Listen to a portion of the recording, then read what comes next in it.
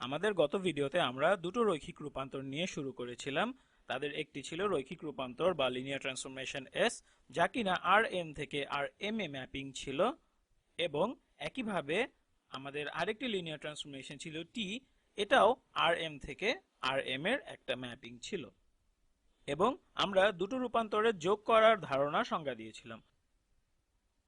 তাহলে এস যোগ টি এই রূপান্তরকে আমরা এমনভাবে সংজ্ঞায়িত করেছিলাম যেন এস যোগ টি অফ এক্স এটি সমান হয় আমাদের এস অফ এক্স এই ভেক্টরটি, এবং এর সাথে যোগ হবে টি, দুঃখিত, এর সাথে যোগ হবে টি অফ এক্স।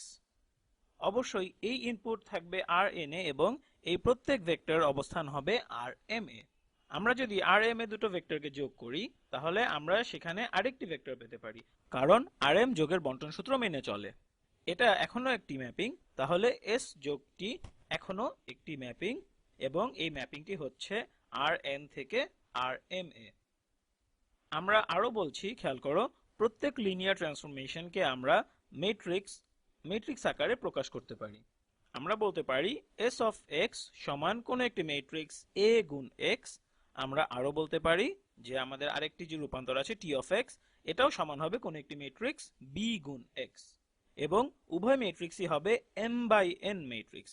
আমরা লিখে নিচ্ছি এটা, যেহেতু এম বাই এন মাত্রা, সুতরাং এম বাই এন ম্যাট্রিক্স। এরা উভয় আর এন থেকে আর এম এ ম্যাপিং। আমরা এটারও সংজ্ঞা দিয়েছিলাম। এটা ছিল আমাদের একটা সংজ্ঞা, গত ভিডিওতে দেয়া একটা সংজ্ঞা, এবং আমরা আরো একটি সংজ্ঞা দিয়েছিলাম। আমাদের আরেকটি সংজ্ঞা ছিল দুটো ম্যাট্রিক্সের যোগফল নিয়ে। আমরা বলেছিলাম যে দুটো ম্যাট্রিক্সের যোগফল, আমরা বলেছি যে কোনো ম্যাট্রিক্স হতে পারে, এটা এ যোগ বি সমান মাত্রার দুটি ম্যাট্রিক্স।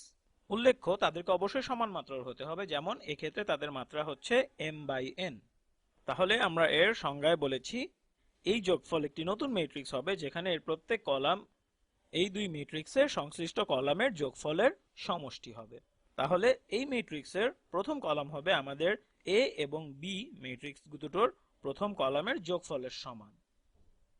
তাহলে প্রথম কলাম হচ্ছে a1 যোগ b1, আমি এখানে একটা দাগ টেনে দিচ্ছি। এরপরে কলামটি হচ্ছে a2 যোগ b2, এবার আরেকটি দাগ দিচ্ছি, এবং এভাবে পুরো an যোগ bn পর্যন্ত। এটা ছিল একটা সংজ্ঞা, এবং আমরা একে এভাবে সংজ্ঞায়িত করলাম কেননা ম্যাট্রিক্সের যোগফলকে এভাবে সংজ্ঞায়িত করলে আমরা এই জিনিসটাকে ax যোগ bx দিয়ে প্রতিস্থাপন করতে পারবো।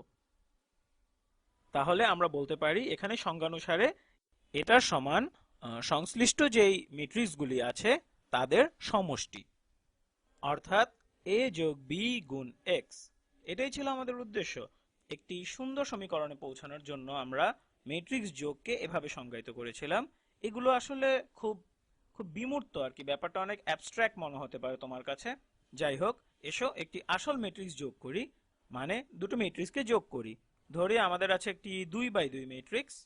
ধরা যাক আমার একটি ম্যাট্রিক্স হচ্ছে 1 3 -2 এবং 4। এর সাথে আমি সমমাত্রার একটি ম্যাট্রিক্স যোগ করছি যার উপাদানগুলো হতে পারে, চলো ধরি এটা হতে পারে 2 7 -3 এবং -1। তাহলে এটা সমান আমরা কি পাই? সংজ্ঞানুসারে আমরা শুধু সংশ্লিষ্ট কলাম যোগ করে দেব। যখন আমরা সংশ্লিষ্ট কলাম যোগ করব তখন আমরা একটি 2x2 ভেক্টরকে কিভাবে যোগ করব? তুমি শুধু তাদের সংশ্লিষ্ট উপাদানকে যোগ করে দিলেই চলবে। তাহলে তুমি যখন ম্যাট্রিক্স যোগ করছো তখন তুমি কেবল তাদের সংশ্লিষ্ট উপাদানকে যোগ করছো। আমি এটাকে এভাবেই সংজ্ঞায়িত করেছি, এবং এরা পরস্পরের সমতুল্য।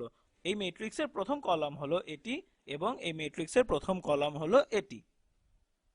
তাহলে এটা হবে 1 যোগ 2, অর্থাৎ 1 যোগ 2, তারপর -2 -3, এবং দ্বিতীয় কলামে রয়েছে 3 যোগ 7, হ্যাঁ 3 যোগ 7, এবং তারপরে আমাদের রয়েছে 4 বিয়োগ 1।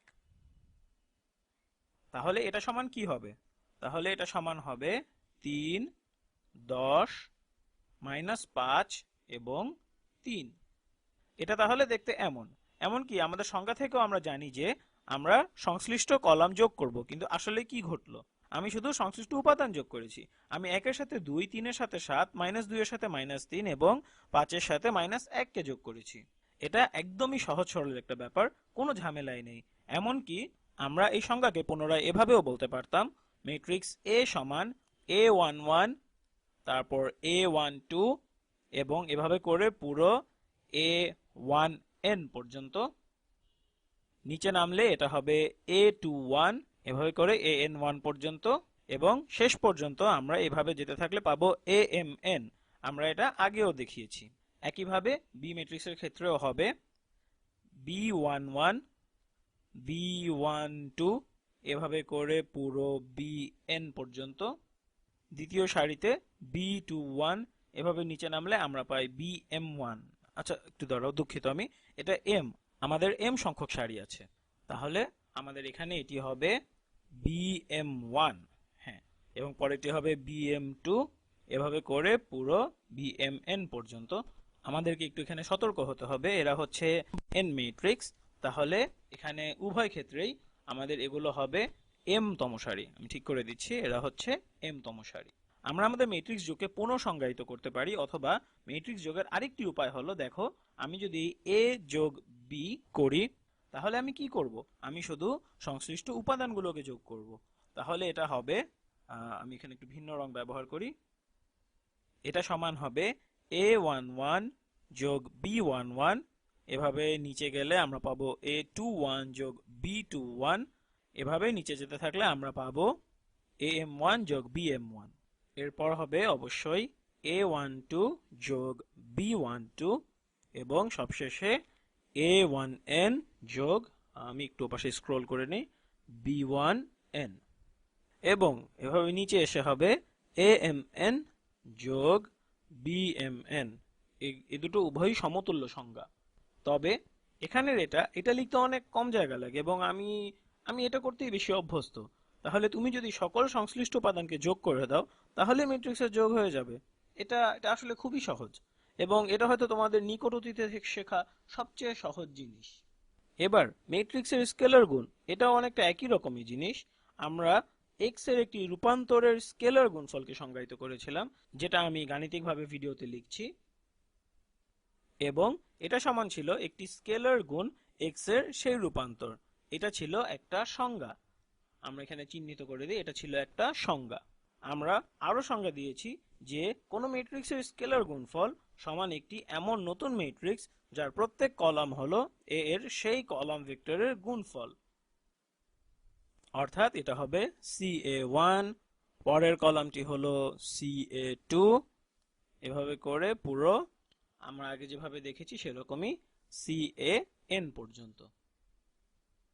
এবং এর পেছনে আসল উদ্দেশ্য ছিল এটাকে আমরা সরল করে পেতে পারি। আসলে টি মানে হলো রূপান্তর, অর্থাৎ টি অফ এক্স একটি রূপান্তর, টি অফ এক্স এটা সমান হচ্ছে, এর সাথে যেহেতু সি গুণ করা থাকবে, তাই এর সমান সি গুণ ম্যাট্রিক্স বি গুণ ভেক্টর এক্স।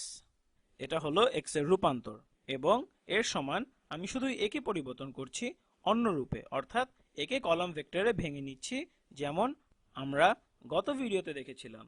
এবং অতঃপর সি কে বণ্টিত করে যদি আমরা একটু ভিন্নভাবে বা ভিন্ন ক্রমে সাজাই, তাহলে আমরা বলতে পারি এই সংজ্ঞা ব্যবহার করে এর সমান হলো কোনো নতুন একটি ম্যাট্রিক্স সিবি, এবং এই সংজ্ঞা ব্যবহার করে আমরা বলতে পারি সিবি সমান সি গুণ বি এর প্রত্যেক কলাম ভেক্টর গুণ এক্স।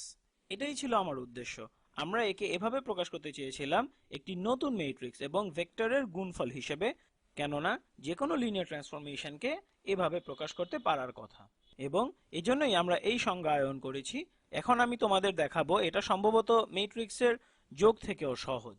তুমি যদি স্কেলার 5 কে একটি 3/2 ম্যাট্রিক্সের সাথে গুণ করতে চাও, ধরো তোমার ম্যাট্রিক্সটা হতে পারে 1, -1, 2, 3, 7 এবং 0। এটা সমান হবে, এই সংজ্ঞা থেকে আমি বলছি, দেখো আমি প্রত্যেক কলাম ভেক্টরকে স্কেলারের সাথে গুণ করছি। 5 গুণ 1, 2, 7, অথবা বলতে পারি 5 গুণ প্রত্যেকটি উপাদান।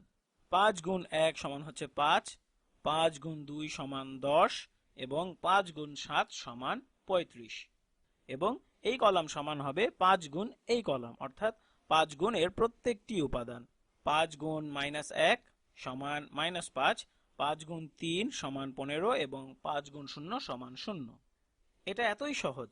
আমরা এই সংজ্ঞায় ফিরে গেলে আমাদের আমরা স্কেলার ম্যাট্রিক্সের স্কেলার গুণিতকে সংজ্ঞায়িত করতে পারি, তাহলে আমরা CA কে সংজ্ঞায়িত করতে পারি এভাবে। এটা এ হলে স্কেলার হবে CA, এর প্রত্যেক উপাদানের সাথে C এর গুণফলের সমান। A সমান C গুণ A11, C গুণ A12, এভাবে করে পুরো C গুণ A1n পর্যন্ত। নিচে নামলে এটা হবে C গুণ A21, এভাবে করে পুরো শেষ পর্যন্ত গেলে C গুণ AM1, এটা থেকে পুরো C গুণ AMn পর্যন্ত। তাহলে আক্ষরিক অর্থেই তোমাকে শুধু স্কেলারের সাথে A এর প্রত্যেক উপাদানকে গুণ করে দিলেই চলবে। তাহলে আশা করছি এগুলো তোমার ধারণা আরো পরিষ্কার করবে এবং স্কুল কলেজে তুমি যা শিখেছো তা আরেকটু ভালোভাবে বুঝতে পারবে।